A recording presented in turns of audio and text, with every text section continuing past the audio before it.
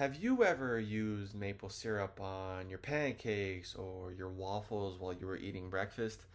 Well, I'll be the first one to say that I have because of my extreme sweet tooth, but also because of my background. Hello, my name is Alem Hadzic, and I'm currently a junior here at Middlebury College, which is up in Vermont in the United States of America. Now, to expand on what I'm talking about, maple syrup is something that is very well known in Vermont. From a cultural, agricultural, and economical standpoint, it has a lot of value in this state. Now, looking at the production itself, it doesn't just come out of a tree and onto your plate.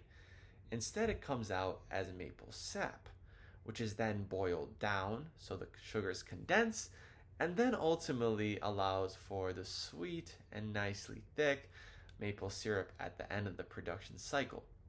Now, it is also very important to mention that this cycle and overall sugaring season, which is when the production is done, is a few week process in the spring.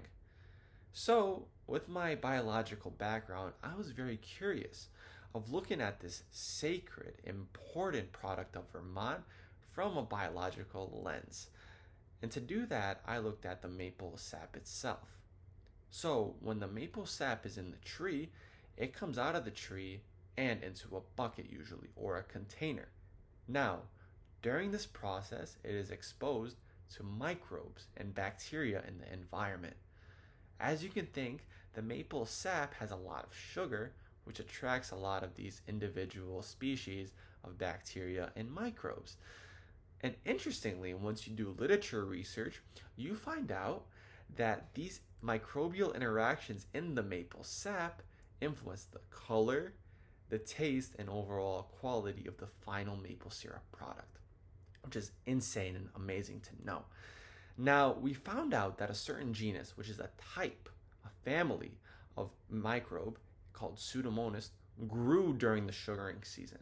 So it started out very small, but became very, very plentiful near the end. On the other hand, Daganella did the opposite. In the beginning of the sugaring season during the February-March months, there was a lot of it, but it got less later on. And so my current research right now is looking at how these interactions occur.